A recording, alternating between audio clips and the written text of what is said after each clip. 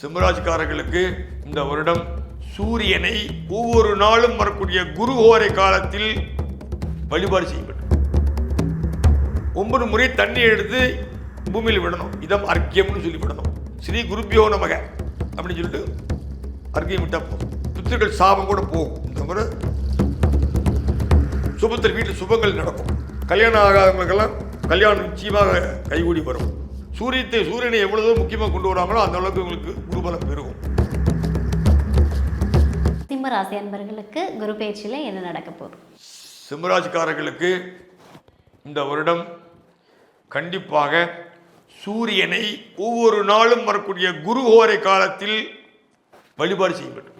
Okay. 9 முறை தண்ணி எடுத்து பூமியில் விடணும். இதம் அர்க்கியம்னு சொல்லி விடணும். ஸ்ரீ குருபியோ நமக அப்படின்னு சொல்லிட்டு அர்க்கியம் விட்டால் போதும். பெரிய பித்திருக்கள் சாபம் கூட போகும். இந்த முறை சுபத்தில் வீட்டில் சுபங்கள் நடக்கும். கல்யாணம் ஆகாதவங்களுக்கெல்லாம் கல்யாணம் நிச்சயமாக கைகூடி வரும். நடக்காத பல சுபங்கள் எல்லாம் வீட்டுக்குள்ள வராமல் இருந்த சுபங்கள் எல்லாம் சுகம் உள்ள நுழைய ஆரம்பிக்கும். சொத்து தகராறுகள் தீர்வு கிடைக்கும். எதிராளிகள் அடங்குவார்கள். அதான், வேற ஒன்றும் பெரிய கவனமாக இருக்கணுங்கிறதுலாம் கிடையாது. ஓகே. சூரியனுக்கு தண்ணி விட்டால் போதும். சூரியனை எவ்வளவு முக்கியமாக கொண்டு வராங்களோ அந்த அளவுக்கு உங்களுக்கு குருபலம் பெருகும். ஓகே. சிம்மராசி என்பவர்களுக்கு ஒரு அற்புதமான பலன் கொடுத்துருக்கீங்க. விஜய் அவர்கள் முதலமைச்சராக வந்தது கரூர் இருந்து 10 கிலோமீட்டருக்கு நெரூர் சதாசிவ பிரம்மேந்திரால் தான் அவரை கொண்டு வந்திருக்கார். சதாசிவ பிரம்மேந்திராவின் அருள் பெற்ற விஜய் அவர் தான். நிறைய விளக்கங்கள் வருகிறது. அவர் கிறிஸ்துவ மதத்துக்கு இணையாக வேலை செய்கிறார், கிறிஸ்துவ மதத்தை சாபிக்க விரும்புகிறார், எல்லாம் பண்ணக்கூடிய எது பண்ணாலும் என்ன பண்ணாலும் அந்த திருச்செந்தூர் முருகன் கிட்ட போயிட்டு வந்திருக்கார். அந்த முருகன் இருக்கான் பார்த்தீங்களா, அந்த முருகன் நெரூர் சதாசிவ பிரம்மேந்திரால் அவருக்கு துணையாக இருக்கிறார். எத்தனை பெரிய கெட்ட சக்தி வந்தாலும் அந்த சக்தி ஒரு தூளாயிடும். ஆனால் இப்போ அவர் எடுத்த முடிவெல்லாம் சற்று பிறண்ட நிலைகள் இருக்கிறவன் அதாவது கட்டுச்சதுக்குள்ள பிரிச்சாலி போன கதையாக தான் இவன். அதனால தான் இவங்கெல்லாம் கமித்துருவேன் பண்ணிடுவேன் 4 வருஷம் பண்ணுறேன்னு பேசிட்டு இருக்காங்க. அந்த அளவுக்கு கிரகங்கள் வலுவாக இல்லை. ராகுகேதுக்களின் தாக்கம் மிக அதிகமாக இருக்கிறது. ஆகவே ஏற மாதிரி ஏறி டப்பால்னு இறக்கி விட்டுருவாங்க. நான் அதை தான் சொல்லிட்டு இருந்தேன். போன என்னோட நிகழ்ச்சிகள் எல்லாத்துலேயுமே சொல்லிட்டு இருக்கேன். எல்லா பேருக்குமே இது வரும், அடித்து சொல்ல முடியல. அதனால தான் யாராலையும் முடியும். அப்போ ஒரு நண்பர் கூட தொலைந்த யூடியூப்பில் இந்த மாதிரி பேசுகிற நண்பர் கூட இல்லை, நீங்கள் என்னங்க நீங்கள் அதுக்கு ஆசிரியராக பேசுகிறீங்க, இவங்களுக்கு ஆதரவாக பேசுகிறீங்க, டிவிக்கே தான் வரும், ஒத்துக்கிறேன், வந்தாலும் ஒத்த காலம் நிற்க வேண்டி வரும்னு சொன்னேன்.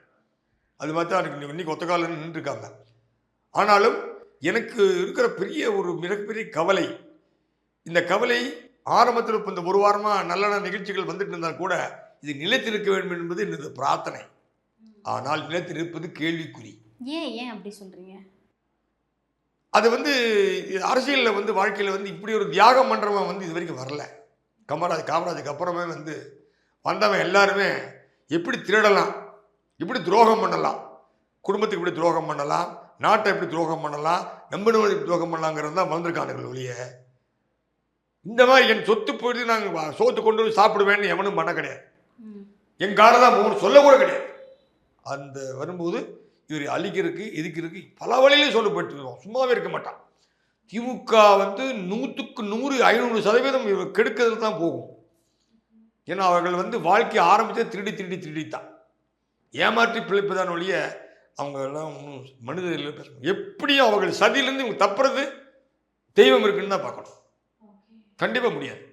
அந்த அளவுக்கு திமுக குடைச்சல் கொடுக்குன்றீங்களா? திமுக ஆட்சி கண்டிப்பாக குழப்பம் பண்ணுவாங்க, சும்மா இருக்க மாட்டாங்க. அதுக்கு சதவீதம் உதயநிதி பேசுறது பற்றி தேவையில்லாமல் ஆட்சி நடத்துக்கு போல எப்படி வம்பு பண்ணி விட்டு போயிட்டாரு. தேவையே இல்லை. எங்கே பேசுறேன்னு தெரியல. அவர் வளர்ந்துருக்காரு, எவ்வளோ உடம்புக்குள்ளேயே மூளை வளரல. ஒருத்தருக்கு பிரச்சனை கொடுக்குறது ஆசை அவளுக்கு. அடுத்தவங்களோட கஷ்டத்தை பார்த்து அவ்வளோ ஆசை. ஒரு பிரச்சனை அப்போ இவர் தான் பதவி ஏற்றிருக்கிறார். மக்கள் கொடுத்த தீர்ப்பு ஏற்றுக்கிறீங்க. அப்போ என்ன அர்த்தம்? உதவி பண்ணி எல்லாம் ஒதுங்கி போ, நீங்க வெளிநாடு போற, உனக்கு எதுக்கு இதுக்கு தேவை வேண்டாது பேசி எங்களை இந்துக்கள் இந்துக்கள் எதிர்ப்பு, இந்துக்கள் அவமானம் என்பது சர்வ சாதாரணமான விஷயம் இந்த காலத்தில். நீங்கள் இதுதான் உங்களுக்கு மூலதனமே அதுதான், திமுக மூலதனமே தான் அதுதான். புரியுது. யார் நீ நினைச்சது ஒருத்தவனால் பண்ணி ஆன்மீகத்தை நீ கடைபிடிக்காம இருக்க முடியுமா? உங்க அம்மாட்ட சொல்லி முதல்ல போய். அந்த அம்மா மந்திரவாதி, திருவெண்காடுல அந்த அம்மா வந்து பயங்கர மந்திர ஆவாகம் ஜெபம் பண்ற அந்த அம்மா துர்கா ஸ்டாலின். அந்த அம்மாவோட இதெல்லாம் சாதாரணமானது இல்லைங்க. மந்திரம் திருவெண்காடு ஈஸ்வரர் அகோர ஓமாய் புரஸ்புர கோர கோர தர தளரூவா சட சட பிரச்சட பிரச்சட கக கக வம வம பந்தே பந்தேன்னு மந்திரத்தை காலையில் சொல்கிறவா 3 மணிக்கு 4 மணிக்கு சொல்லக்கூடியவா. அவ்வளோ மந்திரத்தில் தேர்ந்தவர் அந்த அம்மா. சாதாரணமானவர் இல்லை, சாதாரணமாக இல்லை. நீ முதல்ல அங்கே சொல்ல முடியும் பாரு. ஆச்சரியமா இருக்கு ஐயா நீங்க கேட்க. திருவெண்காடு அந்த அம்மாவுக்கு தெரியாத மந்திரமே கிடையாதுங்க. அவங்க அப்பா பெரிய ஆளுங்க, ஞானி. அவங்க அப்பா வாத்தியார். துர்கா ஸ்டாலினோட அப்பா வந்து ஊருக்கு உபகாரி, ஊருக்கு உபகாரி. அதே சமயத்தில் ஸ்டாலினை கூட நம்ம வந்து குறைச்சி மதிப்பிடக்கூடாது. அவரோட புத்தி வந்து காருண்ய புத்தி.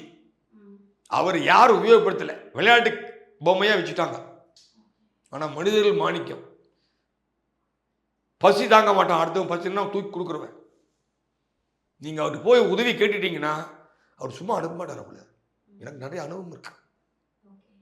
உங்களுக்கு பசிக்கு சாதம் போட்டு உனக்கு என்னென்னு கேட்டு பணத்தை கொடுத்து பஸ் ஏற்றி விட்டு அந்த எந்த ஊரில் இறங்குறாரோ அந்த இறங்குறவனுக்கு கொடுத்து பேச வைக்கிற ஆள் அந்த ஆள்.